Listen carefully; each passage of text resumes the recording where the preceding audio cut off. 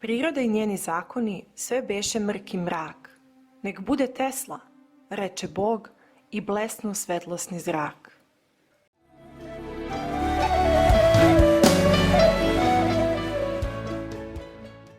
Juna 1892. godine vozom iz Budimpešte u Beograd dolazi Nikola Tesla. Na željezničkoj stanici dočekuje ga veliki broj ljudi kojima se on po dolasku iz voza obraća. Ja osjećam mnogo više, no i što mogu da kažem. Stoga vas molim da jačinu mojih osjećanja ne mirite po slabosti mojih riječi.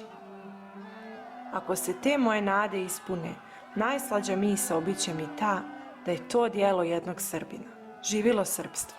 Tim povodom organizovani su mnogi razgovori i manifestacije njemu u čast. Primio ga je kralj Aleksandar Obrenović i odlikovao ordenom Svetog Save drugog reda, što je Teslino prvo odlikovanje za naučni rad. Posjetio je veliku školu gdje je održao predavanje studentima o svojim pronalascima. Ja sam, kao što vidite i čujete, ostao Srbin i preko mora, gdje se ispitivanjima bavim. To isto treba da budete i vi sa svojim znanjem i radom podižete slavu srpstva u svijetu. U njegovu čast priređena je svečana večera koje su prisustvovali svi viđeniji Srbi tog vremena.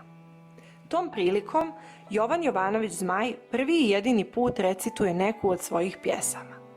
Pjesma je posvećena Tesli, najvećem srpskom naučniku. Ne znam šta je, jel suština, ili to čini samo miso, čim smo čuli dolaziš nam, odmah si nas elektriso. Na 100 žice sprovodnice elektrika juri sirom, vazduhom će biti spoja, posle možda i etirom. Stoji stablo, stoji srpstvo, majka svakom listu sinu, najsvežiji list mu trepnu, pa odleti u daljinu. Ti nam Tesla, ti vrlice, ode letom jače struje u daleku Kolumbiju da ti munje kolumbuje. I ti Tesla u kojem se ispolinske misli roje, tebe vraća neodolje da poljubiš stablo svoje. Ljubi stablo dojčine mu, stisni dojku, stisni vrli, svaka grana srpskog stabla, Tesli tepa, Teslu grli. Beograd je danas sretan, rukujuć se srpskom dikom i otkriva srce svoje pred Srbinom velebnikom. No ti moraš opet natrag, sastanak nam kratko traje, al toplotu nosi sobom bratinskoga zagradaja. Ostvaren je miso tvoja, miso divna i golema, među nam bit će veza, a daljina nema. Razumeće listak sveži, svaku žilu svoga stabla, elektrika naših srca i bez žica i bez kabla. Dirnut ovom pjesmom i Zmajevim nastupom, Tesla mu prilazi i priznaje. Kad mi je bilo najteže u Americi i kad sam bio od svih odbačen i neshvaćen, sa gorkim suzama sam čitao vašu poeziju, a sada vam obećavam da ću vaše stihove prevesti na engleski jezik i u Americi objaviti. Po povratku u Ameriku, Tesla radi na ispunjenju obećanja datog Zmaju.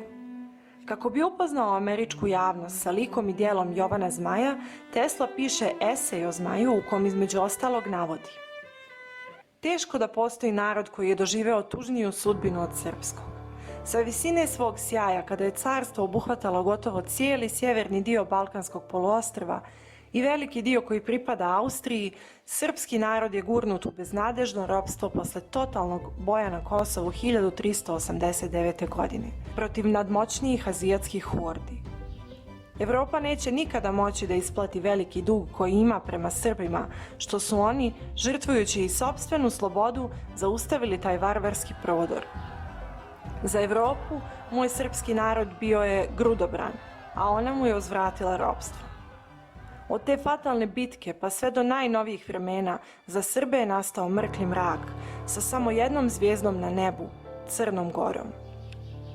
Uz pomoć prijatelja Roberta Johnsona prevodi i objavljuje nekoliko Zmajevih pjesama. Ovaj Teslin poduhvat nije imao odjeka samo u Americi. Njegov esej o Zmaju preveden je i u srpskim novinama, o čemu mu piše njegova sestra Marica Kosanović. Čitali smo onaj tvoj članak o Zmaju preveden u Srbobranu, a Bog ti dao kad si ga onako lijepo i elegantno napisao. Ono više vrijedi za srpstvo nego puno velikih dijela. Za ovo nekoliko godina od kako ga ti proslavi, poskočilo je srpstvo u cijeni pred stranim narodima, a i Hrvati moraju uvlačiti roge u use. Svakako ne smiju ti više reći da si Hrvat, nego svuda vele naš dični, naš veliki zemljak. Uvidjevši uticaj ovog eseja, Tesla piše svom ujaku Paji Mandiću: po uspjehu sudim da sam tim mojim člankom više koristio srpstvu nego radom iz oblasti elektriciteta.